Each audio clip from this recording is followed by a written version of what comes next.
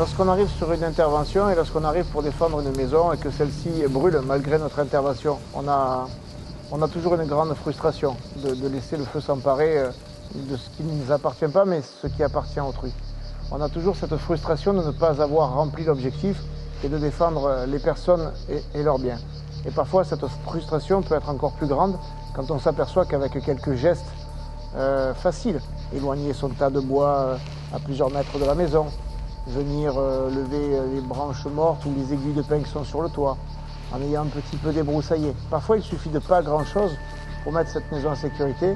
Et lorsqu'on arrive et qu'on n'arrive pas à faire le job, lorsqu'on arrive et que la maison brûle, forcément, on a ce sentiment de ne pas avoir réussi cette mission. Parce qu'à ce moment-là, c'est plus la mission du pompier, c'est la mission collective, c'est la mission que l'on doit à la population, mais la population nous doit aussi ce petit retour de cet investissement pour empêcher vraiment les feux. Au-delà de ça, aujourd'hui, on n'est pas en capacité de mettre un camion de pompiers derrière chaque maison qui serait menacée par les feux.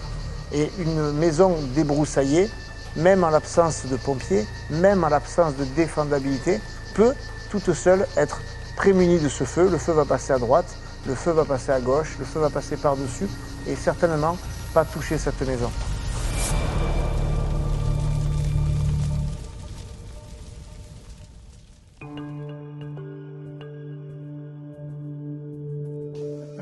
Pour étudier l'effet du débroussaillement obligatoire sur le comportement du feu, on va simuler le comportement du feu dans une zone non traitée et puis le feu va aborder une lisière dans laquelle la végétation a été supprimée.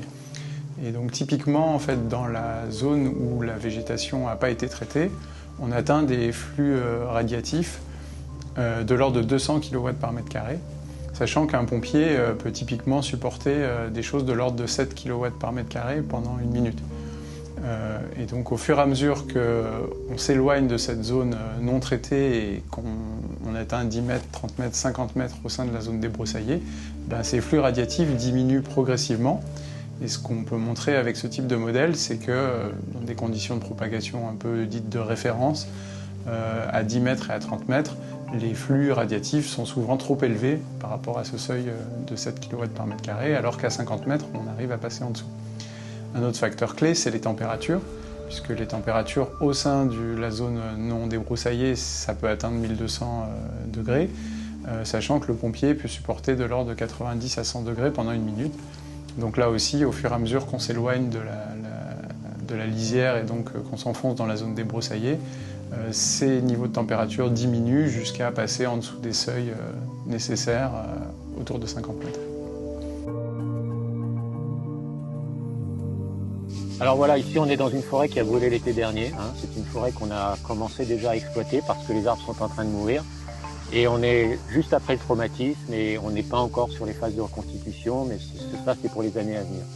Alors ce qu'on ne sait pas forcément, c'est que globalement les forêts ont été très dynamiques pendant ces 50 dernières années. Elles se sont étendues à cause de la déprise rurale et en même temps elles ont accumulé de la biomasse parce qu'elles sont plutôt jeunes et dynamiques. Voilà, donc en région méditerranéenne, le phénomène est aussi vrai et même encore plus renforcé. Et face à ça, on a un problème de feu de forêt, parce que des forêts étendues, c'est des forêts qui vont faire des grands feux, et puis des forêts avec beaucoup de biomasse, c'est des forêts qui vont faire des feux très puissants. Donc les pompiers vont avoir une grosse difficulté qui va être aggravée par les changements climatiques, parce que ces forêts vont être plus sèches et avoir beaucoup plus. Cette biomasse va être encore plus disponible au feu. On va avoir aussi des phénomènes extrêmes au niveau météorologique, avec des canicules, des sécheresses, qui vont rendre ces forêts encore plus combustibles. Et d'ailleurs, nos résultats ont montré que sur un front de flamme qui fait 100 mètres de long, c'est pas énorme, eh bien ça dégage une énergie de l'ordre de 1000 mégawatts. C'est l'équivalent d'une centrale nucléaire, donc c'est énorme.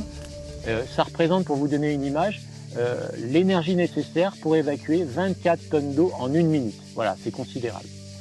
Pour opérer cette protection, il n'y a pas 36 solutions. On ne peut pas jouer sur la pente, on ne peut pas jouer sur le vent. On va jouer sur le combustible, c'est-à-dire qu'on va réduire le combustible, on va débroussailler pour pouvoir faire face au feu. Et débroussailler, les grands principes, c'est quoi? Ça va consister d'abord à faire baisser la puissance du feu en enlevant du combustible. Et faire baisser la puissance du feu, c'est faire transformer un feu qui va concerner toutes les strates de végétation, les arbustes, les arbres et monter jusqu'aux cimes des arbres. C'est ça qui arrive sur la zone à protéger.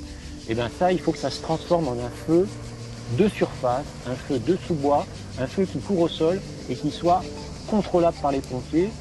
Et s'il n'y a pas de pompiers, que ce feu soit suffisamment peu puissant pour ne pas détruire l'enjeu qu'on veut protéger. Voilà, ça c'est la clé. Et pour ça, bon, qu'est-ce qu'on va faire? On va enlever des arbres, des arbustes, mais on va quand même en laisser. Et ceux qu'on va laisser, il faut qu'ils soient à distance les uns des autres. Donc on crée des trouées, des discontinuités qui vont permettre de bloquer le feu. Voilà, donc avec ce débroussaillement, vous avez toutes les chances de protéger votre maison.